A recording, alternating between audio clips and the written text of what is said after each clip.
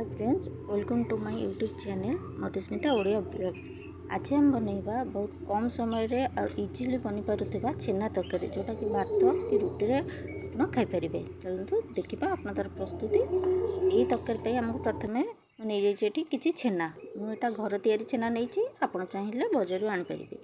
एबे छेना रे ता छेना बल पई बाइंडिंग पई किछि मैदा नबा। मुझे एति छेना 2 चम्मच मैदा नहीं आपण छेनार क्वांटिटी हिसाब रे मैदा कम बेसी करें। एबे देखो मैदा और छेना को भलसे मिक्स करके तो गोलई दबा और तार गोटे चिकन डो बनैबा। चिकन डो ताक भलसे चकड़ दबा, तार गोटे चिकन डो बनैबा। देखो एबे भलसे एमती डो बनीगला। एबे तादरू आम छोट छोट बॉल तैयार करिया, बॉल साइज रो छोट छोट गुला करवा। देखो मुझे छोट छोट गुला करछि, आपण चाहिए आपण हिसाब रे बॉल साइज छोट कि बड़ करें। एमती छोट छोट कर बॉल कले आपको फ्राए करने इजी हम। एबे मोर बॉल सब रेडी हो गला। एबे याको तेल रे फ्राए करबा। मु एपटे तेल रे गैस रे तेल बसी कड़े तेल को हाई फ्लेम दे के आम भलसे गरम करवा। अब ताकू गरम करदेबा तेल, तापर गैस रो फ्लेम टाको स्लो करके आम तादरे बॉल छेना बॉल से पकेबा। छेना बॉल को पकईदेबा, तादरू ताकू गोल्डन ब्राउन कलर होला पर्यंत फ्राए करवा। मन रखिबे गैस रो फ्लेम टाको स्लो रखिदेबे।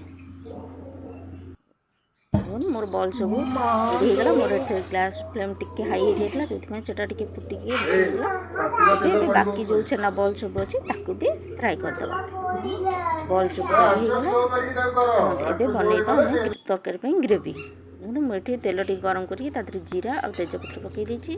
जीरा तेजपत्र फुटला आम गोटे मसला पेस्ट दबा। जो मसला पेस्टा को मुझे वीडियोटा बनई पारनी। देखो गोटे मसला पेस्ट को रखी पकईदेवी। ये आम पियाज अदा रसुण काजू चारमगज शुखला लंका गोलमरिच गुजराती मुझे तेल टे फ्राए करके पेस्ट बनई देछि। मसलाटा को तेल भलसे गोलैदेबा। मसला ताकू तेल भी भलसे मिक्स हो गले तार भल कलर आसीज। एबे तादरे किछि गुंड मसला देदेबा, जीरा गुंड धनिया गुंड लुण हलदी कस्तूरी मेथी गरम मसला और काश्मीरी रेड चिली। एबे सेतरे टिके पानी दे देके आमे भलसे ताकू बसैदेबा। धीरे धीरे कलर केमती तरकारी आसी जाउछि। टिके पानी देके ताकू आउ टिके भलसे कलर आसिया पर्यंत ताकू भलसे कसैदेबा। टिके ताकू गैस फ्लेम को लो टू मीडियम रखिके ताकू छाड़देबा। देखो तरकारी केमती कलर आसीगला। एबे तादरे हम पकईदेबा आलू। आलू को टिके आगु तेल फ्राए करके रखी तो ये मसला रे आलू को भलसे कसईदेबा। ये मसलाटा आलू भलसे कोटिंग हो आलूटा सिझा आलू को भी सिझापी समय टे लगे तो घोड़ेदेबा। ये तो आलूटा तेल फ्राए होता तो बेसी समय सिझापी लगे। एबे देखो तरकारी कलरटा केमती आसी तो मसला तेल भी छाड़लानी। एबे आम एदेबा पानी।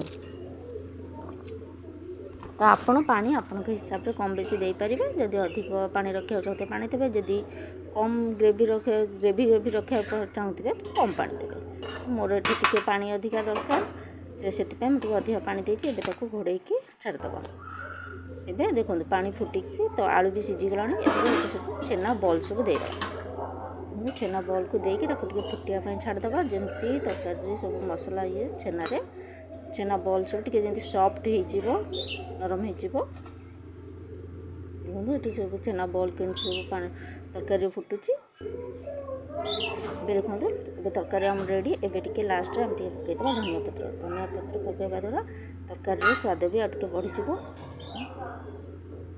एबे लास्ट को मुझे मोर टिके क्रीम थला घरे फ्रेश क्रीम मुझे टिके फ्रेश क्रीम पकई देछि।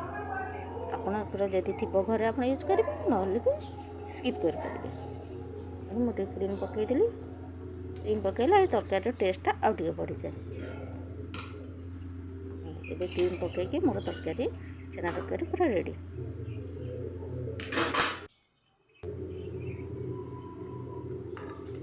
देखो मोर तरकारी रेडी। आपण भी एमती घरे तरकारी बनातु समस्त को खाया दिंतु। वीडियो टी केमती लगिला कमेंट मो चैनल को लाइक और सब्सक्राइब करेंगे। रोचे नमस्कार, जय जगन्नाथ।